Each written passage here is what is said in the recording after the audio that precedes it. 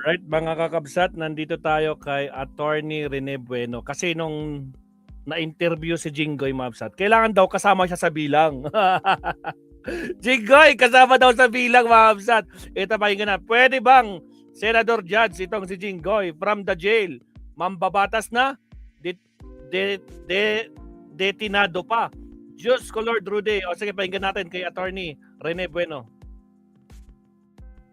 Mas Siyempre sa mga mas pinasarap! At siyempre, Lucky wait Mix! lang. At bago pinasarap yan, Mabsat, again, huwag kalimutan mag-like and subscribe. At shoutout po sa inyong lahat. Siyempre sa mga kasama natin nandito mula pa kanina. Nandyan po sila Elican del Carmen, si Manchin, si Ayam Batman, Desert Spring. Sino pa mga nandyan? Si Polonges, kanina pa yan. Si Gawar, si Arton Zala, at saka sa iba pa po na nandito mula kanina. Maraming salamat. Okay, pasok tayo kay Attorney. Attorney, pasok! Ako po ang inyong lingkod, si Attorney Rene Bueno. Nitong isang araw ay narinig po natin ang pahayag ni Senator Jinggoy Estrada. Alam naman po nating lahat na kasalukuyan siyang nakaditine sa New Quezon City Male Dormitory sa Payatas dahil sa kinakaharap niyang kasong plunder kaugnay ng flood control project scandal. Non-bailable po ang kanyang kaso kaya logic dictates na doon muna siya matutulog ng medyo matagal-tagal to kapag hindi na solusyonan at hindi niya naipanalo ang kanyang petition para makapagpiyansa. Dahil non-bailable, although may right siya to file a petition, but kung hindi niya mapapatunayan na weak ang evidence against him, hindi siya makakapagpiyansa pa rin. Pero ito po yung plot twist dito. Sabi niya, hindi pa raw tapos ang usapin. Gusto pa rin niyang sumali at bumoto bilang Senator Judge sa darating na impeachment trial ni Vice President Sara Duterte. Kung iisipin niyo po, kung mag-i-imagine kayo ngayon at kung i-absorb niyo ang visual image, parang ganito ang mangyayari. Isang mambabatas, nakadilaw na uniform ng detainee, natutulog sa double deck sa kama. Pero ang sabi, teka lang, ihandaan nyo ang aking judicial robes, para ako'y makasali, dahil may lilitisin akong kaso. Ito yung impeachment against Vice President Sara Duterte. Imagine niyo, nasa loob ka ng kulungan tapos nakasuot ka ng robes ng isang huwes, tapos nasa likuran mo mga kakosa mo doon sa loob ng kulungan. So, ano ang tawag niyo ngayon dyan?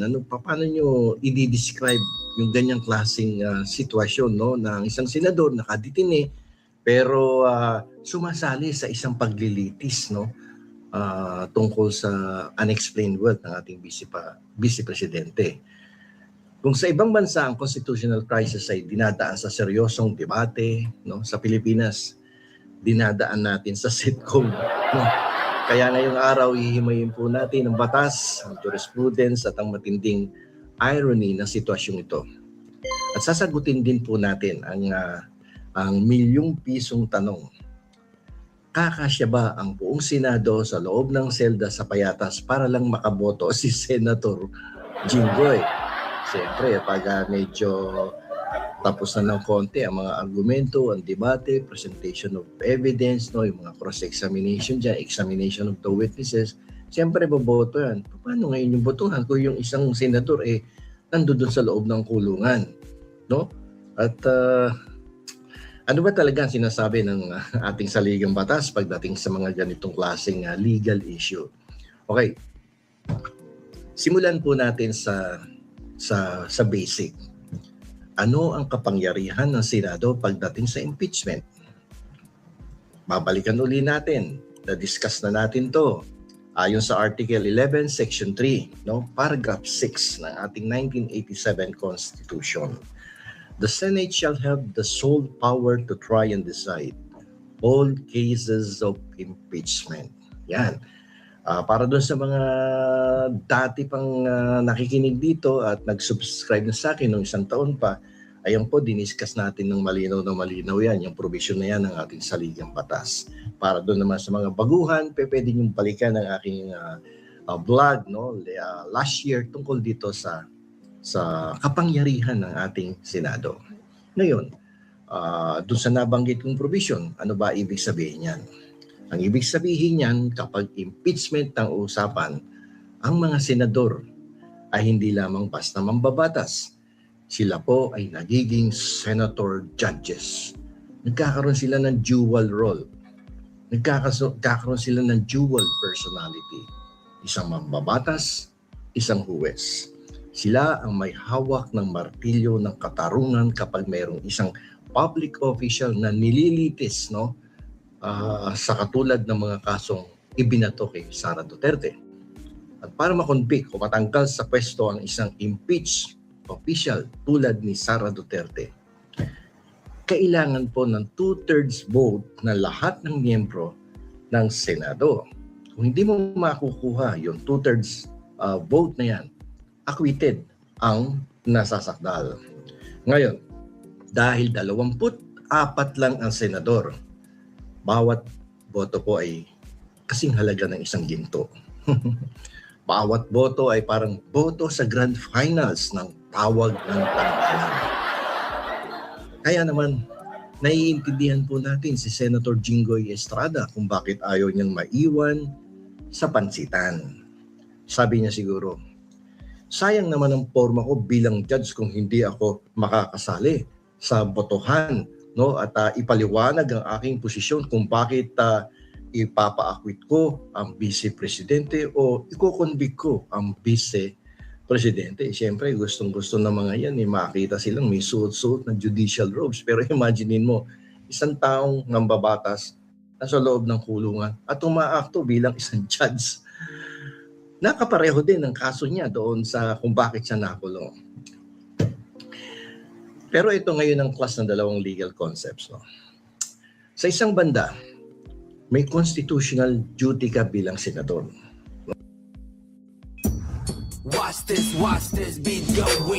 Again, sa mga bagong pasok, mga absat, huwag kalimutan mag-like and subscribe. Shoutout siyempre sa ating mga silent viewers at Team Replay, mga absat. Alright, pasok ulit, attorney. Pero kung titingnan mo din yung kabilang banda naman, may kaso kang planter sa ilalim ng Republic Act number 7080. May plunder ka kasing halintulad ng kaso ng Vice Presidente na naharap sa impeachment. At dahil ang ebidensya laban sa iyo ay itinuturing ng korte na matibay sa ngayon, ikaw ay sumasa ilalim sa tinatawag na preventive detention. Ang tanong ng bayan, alin ang mas matimbang? Ang karapatan mong maglingkod bilang halal na opisyal o ang rehas ng kulungan na pumipigil sa iyong makalabas? Para masagot yan, hindi natin kailangang hulaan. Nag-iwan na po ng sagot ang Korte Suprema sa ating kasaysayan. At muli po nating silipin ang mundo o daigdig ng jurisprudence. Yung mga nakaraang mga desisyon ng Korte Suprema na may kaugnayan dito sa katayuan ni Senator Jinggoy Estrada. Alam niyo po nung araw, nagdesisyon ng Korte Suprema dito sa kwento ni Halosos at ni Trillanes. Itong si Halosos nung araw ay naakusahan ng panggagahasa yan At tumakbong congressman, nakulong yan at gusto ding umattend ng mga hearings sa committee niya, sa kongreso, pero hindi po yan pinayagan ng Korte Suprema. Ngayon, makinig po kayo mabuti. Dahil ito yung seryosong bahagi ng ating lecture na may kasamang reality check. Noong unang panahon, mga taong 2000 yan, may isang congressman mula sa Zamboanga del Norte na nagngangalang Romeo Halosos. Ang tawag sa kanya, ang palayo kasi nito si Romy Halosos. Siya po ay nakulong dahil sa kasong statutory rape. Yung statutory rape, ito po yung panggagahasa sa isang batang babae na less than 12 years old. no? Wala pang kamuwang-muwang yung bata, no, sa mundo at ginahasa. Yun po yung naging kaso ni Romy Alosos. Pero habang nasa loob siya ng kulungan, no, dito ka magtataka nanalo pa rin siyang muli bilang isang kongresista. Ang lupit, di ba? Nakakulong na, ibinoto pa rin ng mga tao. Minsan magtataka ka sa iba nating mga kababayan, no? Hindi ako makasakay sa mga ganyang sitwasyon na alam mo namang hindi gumagawa ng mabuti. Pero binoboto pa rin ang binoboto. Sabi ngayon ni Alosos sa Korte Suprema noong time na yon, mga honorable justices, ako po ay pinili ng taong bayan. Vox Populi, Vox Dei.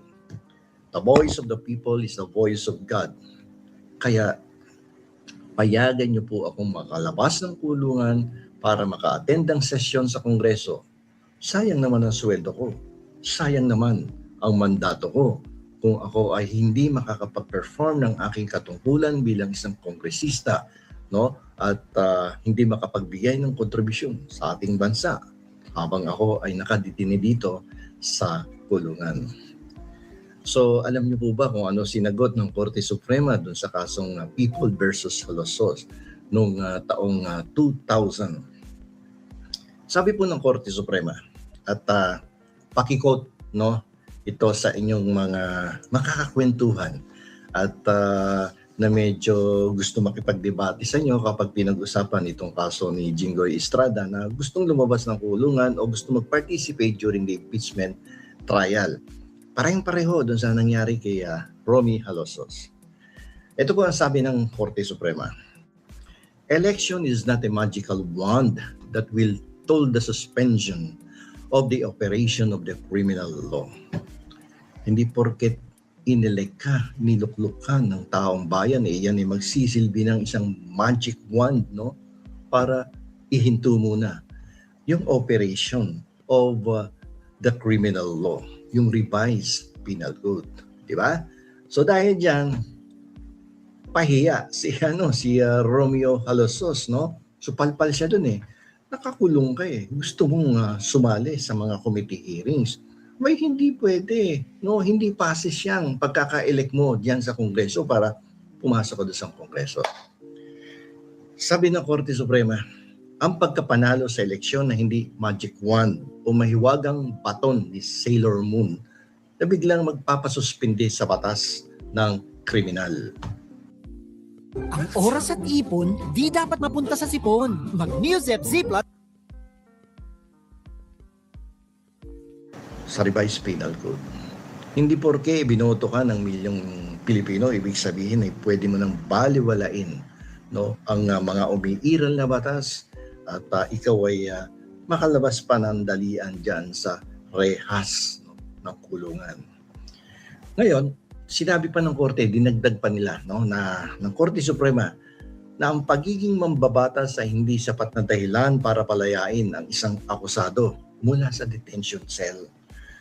Kung papayagan si Alosos na lumabas-labas, no, para magtrabaho dun sa Kongreso, unfair naman yan sa ibang preso na gustong lumabas din para mag-grab driver o magbenta ng taho, magbenta ng balot, no, at para buhayin, no, ang pamilya nila.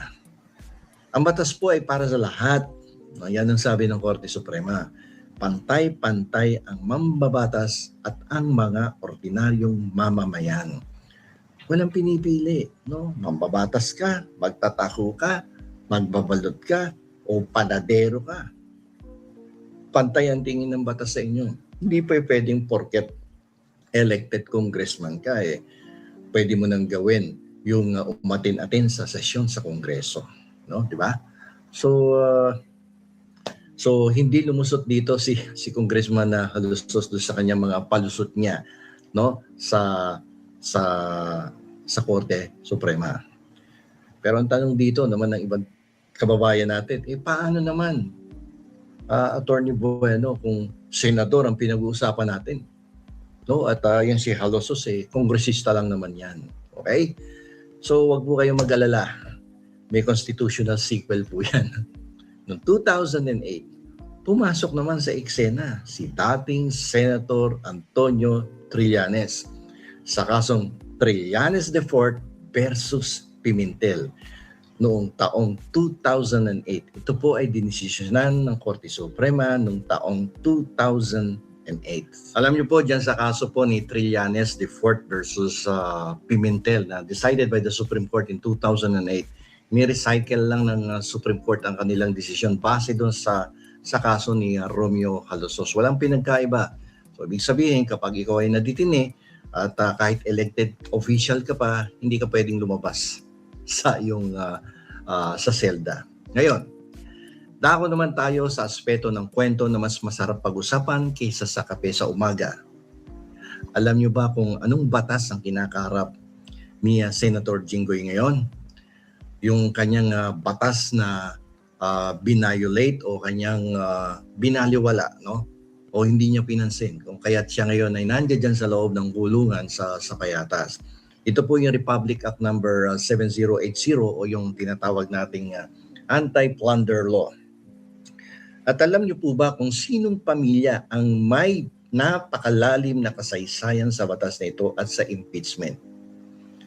Walang iba po kundi ang pamilyang Estrada. Noong kasing 2000 na year, no, taong 2000, ang tatay po ni Senator Jinggoy na si dating Pangulong Joseph Estrada ang sumailalim sa kauna-unahang impeachment trial sa kasaysayan ng Pilipinas. At sino po yung nakaupo doon sa background bilang sumusuporta? Yung pamilya niya po. Ando doon lahat yun. Full support kay dating Pangulong Joseph Ejercito Estrada. Ngayon, fast forward na tayo sa taong 2026. Si Senator Jinggoy Estrada naman ang nasa loob ng kulungan dahil sa plunder. Habang may kinakaharap na impeachment trial ang vice-presidente. At gusto niyang siya naman ang magiging judge habang dinidinig ang kaso ni Vice President Sara Duterte. Kung kaya't naglabas na nga siya ng opinion dito, di ba? No, at hindi porket siya ay nasa loob ng kulungan ay hindi na siya pwedeng mag-participate dahil senador pa naman siya. Kung senador pa siya, pwede pa din siyang senator judge at magsuot ng judicial robe. Pero alam niyo po kasi kapag kayo may kasong katulad niyang kay Jinggoy na plunder, yung habang nakakulong diyan ay yung civil and political rights ay temporarily suspended diyan. Hindi mo pwedeng gamitin muna yan. Kasi nandoon ka sa loob ng kulungan di ba? So, isipin nyo, grabe ang cycle ng ating buhay, di ba? Parang pamilya nila ang nakatadhana na maging sukli ng impeachment at plunder, no? Jurisprudence ng Pilipinas. Kung may loyalty card lang ang Sandigan Bayan, no? At impeachment court, malamang platinum member na sila at marami pang na-redeem na rewards. Okay, ginagawa lang nating medyo light dahil medyo seryoso itong usapan na to, no? At nakakalungkot dahil merong iba talaga mga politiko na sumabit na ng unang beses, pumangalawa ngayon, pumangatlo, parang hindi nagtatanda no? Strike 1, strike 2, strike 3. Diyos ko po rin. Again guys, sa mga bagong pasok. Sa mga bagong pasok dyan, huwag kalimutan mag-like and subscribe. At parang hindi natatakot na makapag-violate sila ng mga ating bansa. At alam niyo po ba kung sino author niyang plunder law na yan? Si Joseph Estrada. Ngayon, silang nakikinabang dun sa plunder law na yan. Isipin niyo na lang yung logistika. Kung ipipilit natin ang karapatan niyang bumoto ni Jinggoy Estrada, pabobotohin mo yan. Paano natin gagawin yung trial? Diba? Ano ang gagawin dito? Imagine niyo, naka-zoom, no? Kapag mag-start na yung trial o mag-zoom na si Jinggoy. Isipin niyo po yung seryosong atmosphere ng impeachment trial, no? Nagsasalita ang House prosecutors. Todo iyak ang mga testigo. Seryoso ang mukha ni Senate President William Gatchalian, ni Win Gatchalian. Hindi na ni Alan Peter Cayetano dahil sipak na yan at wala namang kumikilala kay Alan Peter Cayetano bilang Senate President. So, Tapos pagkat ng camera sa screen ni Senator Jinggoy, ang background niya ay may nakasampay na tuwalya, may umiinit na takure doon sa likod, at may dadaan-daan na kapwa preso, na kapwa naka-shorts habang may dalang balde ng tubig, nakasuot na t-shirt na dilaw or orange, may nakalagay ditong letter P, o kaya yung PDL, person deprived of liberty.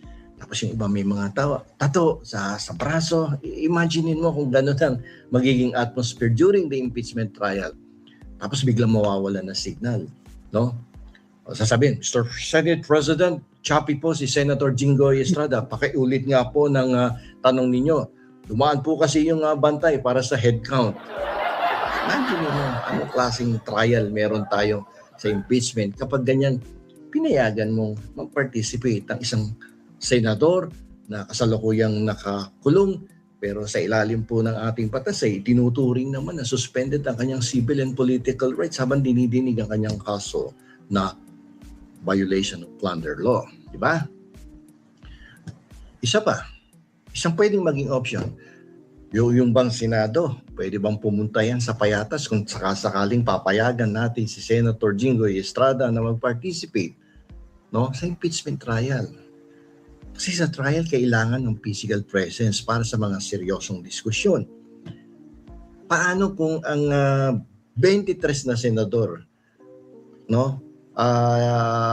ay maghihiring na? Paano sila mag-a-adjust? 22, attorney. Pupunta silang lahat sa Quezon City Jail. Assuming na umating si Bato, di ba? 23 yan. Okay. Magpapadala ba doon ng aircon sa loob ng kulungan? Ilalatag yung Pero attorney, pag dumating si Bato, sigurado dadamputin yan. Hindi na pakakawalan yan. Kaya malabong lumabas si Bato. pulang carpet sa tapat ng mga selda at doon gaganapin ang botohan. Imbis na the Senate will come to order, ang sasabihin ng Senate Warden ay ang mga boss, bawal ang matalas na bagay habang nagpapasya kung tatanggalin ang Vice Presidente o hindi. So, pagpapasok sila doon, bawal yung matatalas na bagay, at habang dinidinig ang kaso at nagpapasya ang mga miyembro ng impeachment trial court, walang maingay dyan, walang magsasalok ng tubig, walang magpapalakad-lakad sa likuran natin, ng mga senador. Anong klaseng anong klaseng impeachment trial? May nakita na ba kayong ganyan kahit sa ibang bansa? Wala namang ganun, So bilang pagtatapos po sa ating lecture sa episode na to, sa araw na to, ano nga ba ang aral na makukuha natin dito sa aspetong legal at political? Sa ilalim po ng ating salaigang batas at sa mga umiiral na desisyon ng ating Korte Suprema, ang kapangyarihan po ng Estado na parusahan o i-detain ng isang akusado ng mabigat na krimen ay mas mataas kaysa sa pribilehiyo ng isang mambabatas na gampanan ang kanyang tungkulin. Ang rehas ay rehas. Ito po ay walang pinipili. Bilyonaryo ka man, sikat ka bang action star, anak ka ba ng dating presidente, o incumbent senator ka ngayon, o kongresista. Kung ang batas ay nagawang pigilan si Halosos at si dating Senator Trillanes nung araw, walang rason sa ilalim ng matuwid na legal na lohika para gumawa ng exception ngayon para kay Senator Jinggoy Estrada. Yan ang goal! Pero kapos sa energy, nagkakasakit pa. Akala ko complete ang vitamin. Kung hindi pinayagan si Romeo Halosos noong taong 2008 ba yun? Kay Trillanes 2008 at kay Romeo Halosos, bakit hindi pwedeng gawin ngayon kay Senator Jinggoy Estrada? Maaring sabihin ni Senator Jinggoy na hindi pa tapos ang laban. Hindi pa tapos ang usapin tungkol sa aking kaso. Dahil nga naman sa politika, ang lahat ay pwedeng pag-usapan. Pwede silang maghain ng mga mosyon. Pwede silang mag-apela sa hukuman. Pero hanggat hindi binabago ng Korte Suprema ang kanilang sariling doktrina na kanilang in-apply sa kaso ni Trillanes at ni Halosos, yung pangarap po ni Jingoy Estrada na magsuot ng judicial robes habang nakadetine ay mananatiling isang magandang panaginip o kaya naman po isang magandang script para sa isang comedy movie. Grabe ka naman, Imagine attorney. mo, nasa loob ka ng kulungan tapos nagpa-participate ka sa isang impeachment trial. Diyos ko po. Person deprived of liberty ka. At ang nililitis mo ang vice presidente na nasasakdal sa mga unexplained wealth doon sa kanyang mga hindi maipaliwanag na paggastos, no, sa kaban ng bayan na halos kapareho ng iyong mga kasong kinakaharap ngayon. Tapos judge ka, nasa kulungan ka, hindi ka makapagpiyansa. Tapos magre-request kang umakto na senator judge para namang hindi ka panipaniwala. Ganyan.